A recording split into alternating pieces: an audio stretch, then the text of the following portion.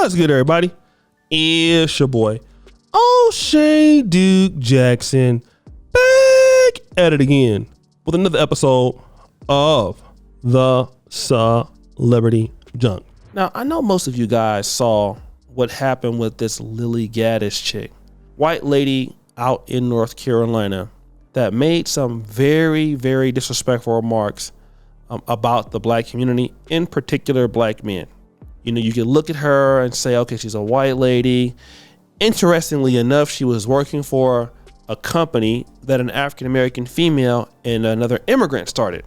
But that didn't stop her from using some disrespectful talking points towards blacks. Now, this lady is known for doing that. Obviously, the TikTok got shut down. The lady has also talked about, I believe, handicapped people before, other protected groups, everything, right? And that's just kind of where she's at. So let me play the initial clip of what she said. Then we're going to come back. 3 a.m. outside of a nightclub. You're getting the opinion of some dumb and immigrants fresh off the boat looking for a green card. Yes, they are probably gold diggers, but that's the exception. I'm the rule. Everybody I know who's married right now, they're married to broke ass niggas. And they don't care. We don't give a fuck about your money. I couldn't care less about your fucking money, okay? Then she followed it up with this. So a recent video of mine seems to have upset members of a certain community, and all the backlash just really made me, just really do a deep dive, like do a soul search. And after all that, I still couldn't find a care. You're gonna call us racist? You're gonna call us potential Timothy McVeighs? You. War. So she doubled down, right? Now, after getting fired, which obviously she should have been fired, she says this: "Thanks, black community, for helping to launch my new career in conservative media. You all played your role well, like the puppets you are." Now, I want to give a shout out to Brother Poetic Flacco because he covered this, right? But he's going to come after somebody who is out there selling out. Want to know who he came after? Play the clip. As if she's not bad enough with her grifting, you go to social media, bruh, and you see black dudes like Tommy Sotomayor, like engaging in simple activities like this, bruh. I love Liddy. She's beautiful, slim, her hair is real, and she knows what type of ninjas not to date. Don't get mad because she has options that you don't. They flagged that girl down. Y'all can't take it. White girl flex their dating muscle.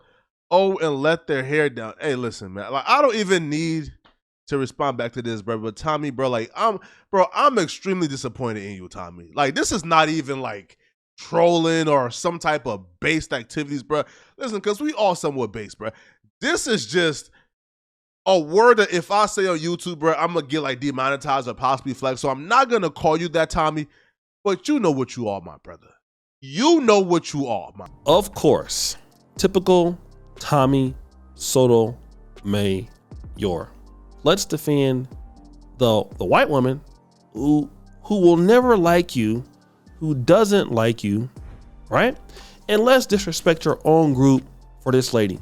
Now, this isn't the first time that, Tommy wants to get into white conservative media. Whenever they want somebody to come around and say something really silly on Fox, they'll get him to come out and say this.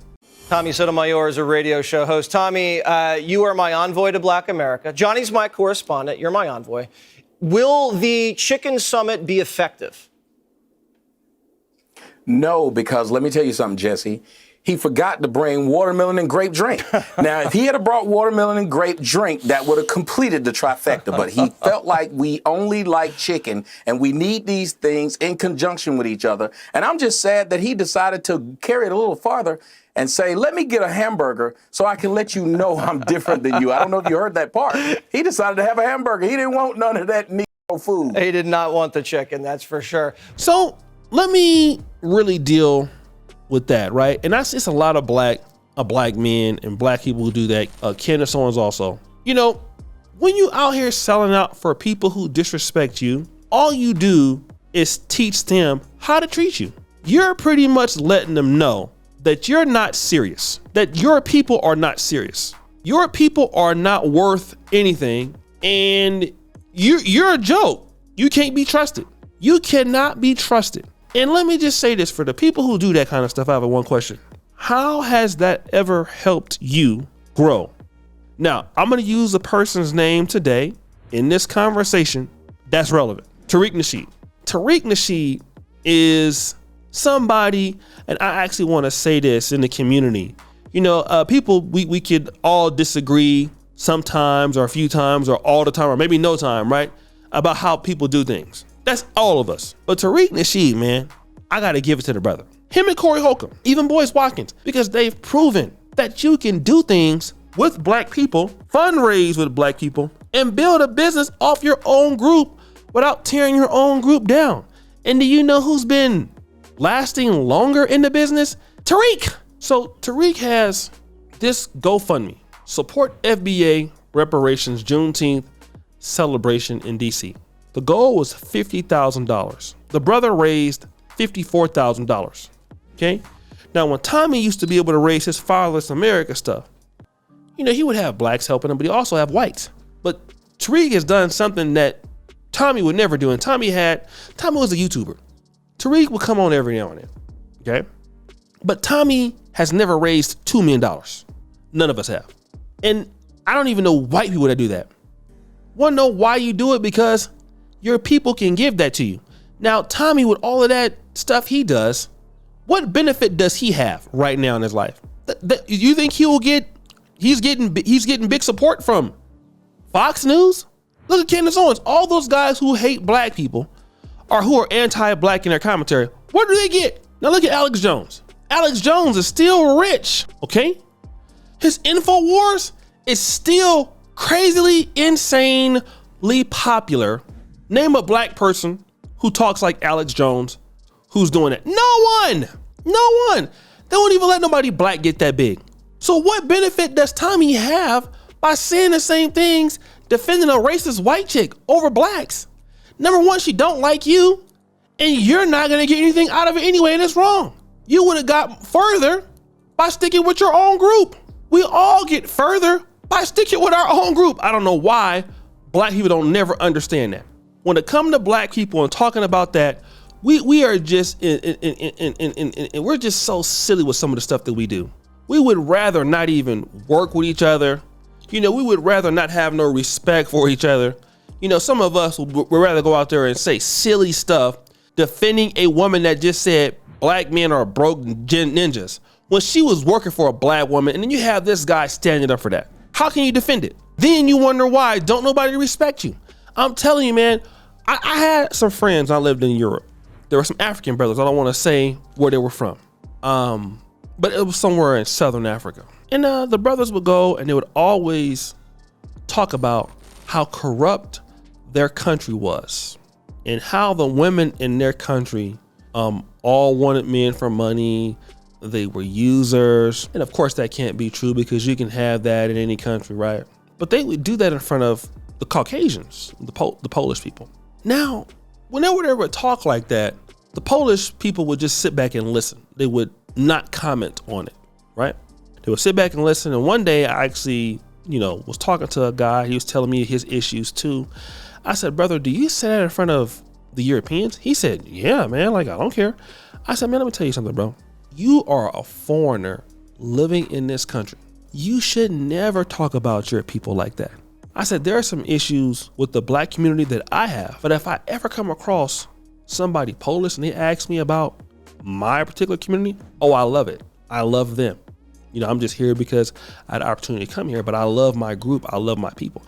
I would never tell them anything different than that because my people made me who I am, right?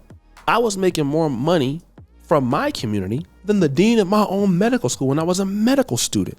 So you must understand, I can never talk down on my group. Now, I used to see these same guys that would get with a white girl, one of these white women, black women get one of these white guys. And they would always complain about, oh, they only want to use me for sex. That was the black chick said, you know, because the white guy would tell them they never been with a black girl before and all of this, and know how it felt. And then whenever they would argue, they would bring back up those same things. Well, that's why your people are stupid. That's why you hear in Poland. You see?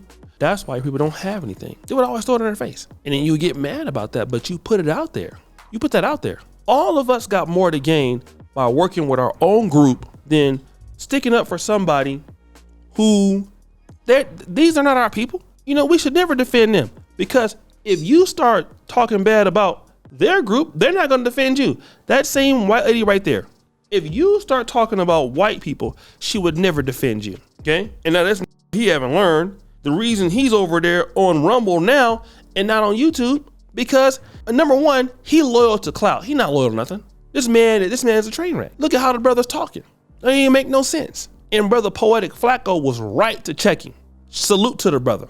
And Poetic Flacco is a brother from Africa.